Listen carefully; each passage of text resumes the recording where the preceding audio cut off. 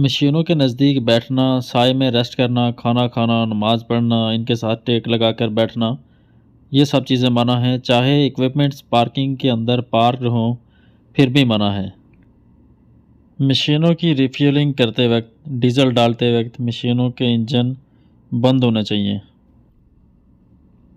जहाँ पर बिजली की लाइनों के नीचे से मशीनों न सिर्फ गुज़रना हो, रास्ते को इस्तेमाल करना हो, उस सूरत में कितना डिस्टेंस होना चाहिए तारों के बीच में और इक्विपमेंट की जो सबसे हाईएस्ट पार्ट है, यानी जितना टोटल इक्विपमेंट की ऊंचाई है उससे ऊपर पावर लाइंस कितनी ऊंची होनी चाहिए, कितना बीच में डिस्टेंस होना चाहिए। और अगर तो मशीनों ने जहां रेगुलर काम करना है इन तारों के करीब या नीचे या पोल के करीब, तो उस सूरत में कितना डिस्टेंस बरकरार रहना चाहिए। इसके लिए ये एक टेबल है, इसको आप फॉलो करें। इस टेबल को देखें, ये CSM से लिया गया है। पहला जो कॉलम है उसमें पावर लाइंस के अंदर जितनी पावर है, वोल्टेज जितना है वो दिखाया गया है। 0 से 50 kV, 50 से 200 kV, इस तरह से। और अगले कॉलम में चले जाएं तो जो इक्विपमेंट पावर लाइंस के करीब काम करेंगे उनके लिए है कि वो कितना डिस्टेंस मेंटेन रखे। फॉर एग्जांपल, अगर 50 kV तक है, 0 से 50 kV तक वोल्टेज है, तो मिनिमम जो इक्विपमेंट का हम डिस्टेंस रखेंगे वो 10 फीट है, 3.1 मीटर बनता है। इसी तरह से 50 kV से 200 kV तक चला जाए, इनके बीच में होगा तो मिनिमम डिस्टेंस 15 फीट बरकरार रखेंगे। इससे आगे वाले कॉलम में चले जाएं तो ये उन इक्विपमेंट्स के लिए है जो सिर्फ पावर लाइंस के पास से या उनके नीचे से गुजरेंगे। ये रेगुलर वहाँ पे काम नहीं करेंगे रुक के, सिर्फ उनके नीचे से गुजर जाएंगे। उनके लिए कितना डिस्टेंस है कि वो कितना डिस्टेंस मेंटेन रखें। वही पहले कॉलम में चले जाएं, 0 से 50 kV, तो मिनिमम 6 फीट ये दूर होनी चाहिए इक्विपमेंट की हाइट से।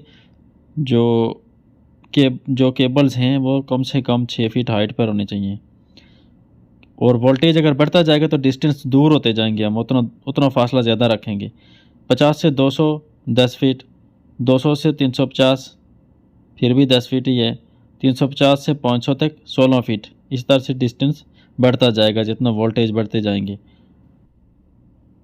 पावर डिपार्टमेंट के ऑथोराइजेशन के बगैर, उनकी इजाज़त के बगैर और आरामको परमिट के बगैर अगर हम काम करेंगे तो पावर लाइन से अपने इक्विपमेंट्स को कम से कम 15 मीटर दूर रखेंगे हॉरिजेंटली। फिर जिन इक्विपमेंट्स ने इन लाइव पावर लाइंस के नीचे से सिर्फ गुजरना है, वहाँ पे काम नहीं करना, तो उनके लिए इस तरह के गोल पोस्ट्स लगाकर एक लिमिट मुकर्रर कर दी जाती है कि इससे ज़्यादा हाइट वाले इक्विपमेंट यहाँ से ना गुजरें। वोल्टेज के हिसाब से मुख्तलिफ लिमिट्स मुकर्रर कर दी गई हैं। जितना वोल्टेज ज़्यादा होगा इतना हमारा इक्विपमेंट इन पावर लाइन से दूर रहना चाहिए। इस मकसद के लिए हम इस टेबल को फॉलो करेंगे। जितना वोल्टेज बढ़ता जाएगा उतना हमारे इक्विपमेंट और इन लाइव लाइंस के दरमियान डिस्टेंस बढ़ना चाहिए।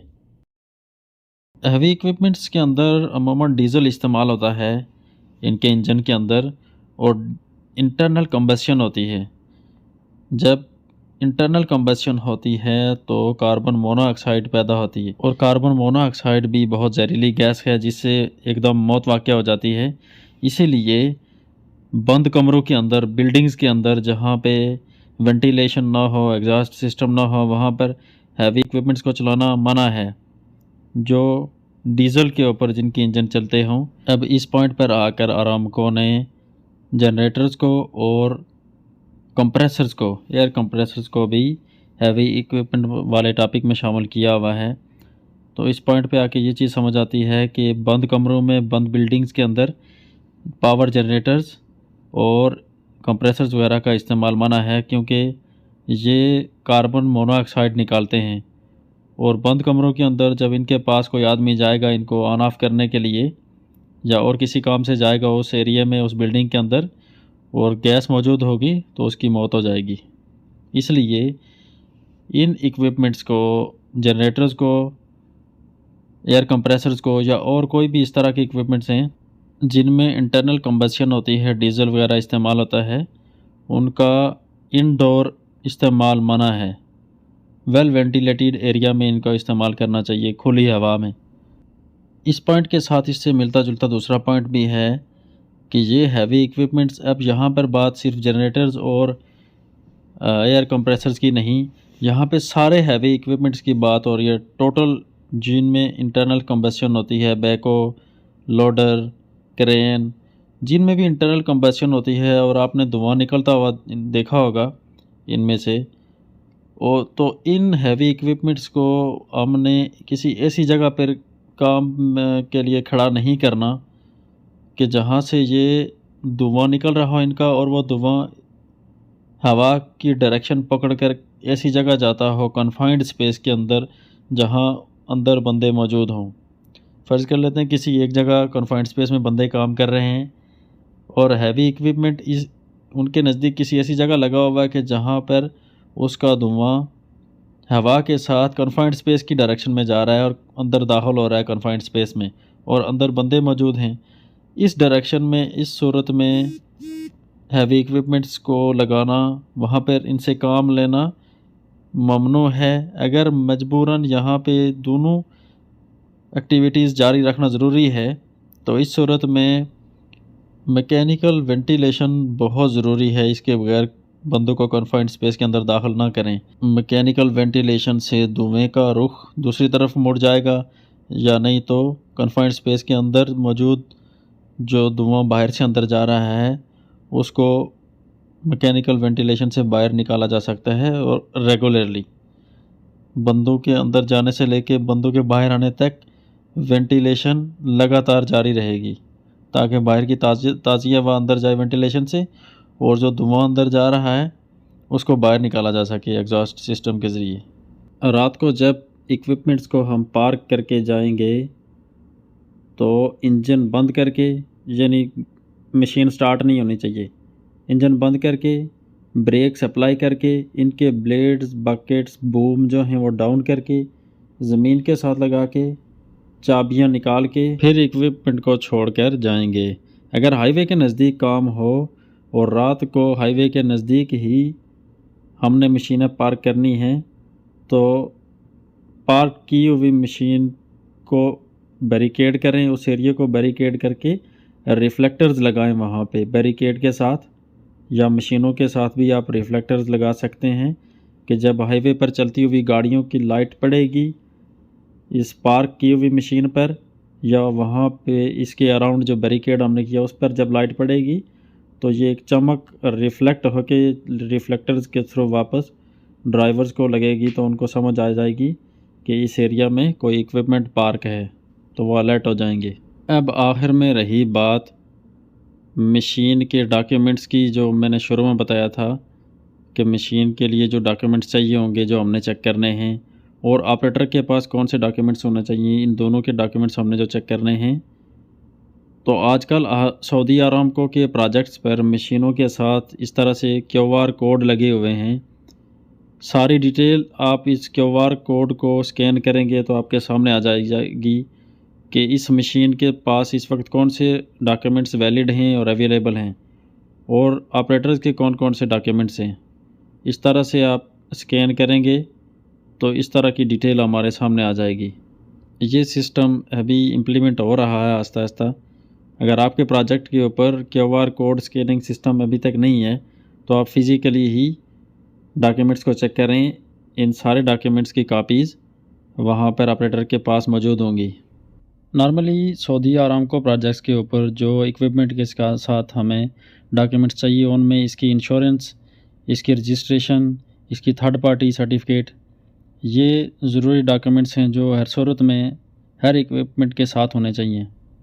कुछ प्रोजेक्ट्स के ऊपर थर्ड पार्टी के बजाय इंटरनल स्टिकर ही लगा होता है इक्विपमेंट्स के साथ, लेकिन वो भी ऐसे इक्विपमेंट्स जो लिफ्टिंग की लिस्ट में शामिल नहीं होते, यानी जो लिफ्टिंग इक्विपमेंट्स हैं उन सब के लिए तो थर्ड पार्टी मस्ट है, लेकिन इनके अलावा भी जो इक्विपमेंट्स हैं उनमें से बाज़ के साथ कुछ प्रोजेक्ट्स के ऊपर थर्ड पार्टी के बजाय सिर्फ इंटरनल स्टिकर होता है। तो ये चीज़ आप वहाँ के लोकल PMT से आप कंफर्म कर सकते हैं कि थर्ड पार्टी ज़रूरी है यहाँ के नहीं इनके लिए। इनके अलावा भी कुछ डॉक्यूमेंट्स होते हैं, सर्टिफिकेट्स होते हैं जो मशीनों के साथ चाहिए होते हैं, लेकिन वो सऊदी अरामको प्रोजेक्ट्स के ऊपर मस्ट नहीं है। जैसे PUC, RFC वगैरह दूसरे ममालिक में कुछ प्रोजेक्ट्स के ऊपर ये चेक किए जाते हैं। इसके अलावा ऑपरेटर्स के लिए जो ज़रूरी कागजात हैं उनमें इसका आरामको लाइसेंस, उसके अलावा सऊदी गवर्नमेंट का लाइसेंस, जो इक्विपमेंट के लिए सऊदी गवर्नमेंट का लाइसेंस होता है, ये भी इनके लिए ज़रूरी होता है, प्लस आरामको लाइसेंस। उसके अलावा कुछ इक्विपमेंट्स ऐसे हैं जिनके लिए एक रोड वाला लाइसेंस भी चाहिए, जैसे आम ड्राइविंग लाइसेंस है, उस तरह का लाइसेंस भी चाहिए। इसके लिए मैं आपको ये लिस्ट शेयर कर रहा हूँ, ये आप देख सकते हैं। इसमें ये जो पूरी लिस्ट है GI के अंदर ये मेंशन है। इन सब के लिए कौन सा लाइसेंस चाहिए सब के आगे लिखा हुआ सऊदी अरामको।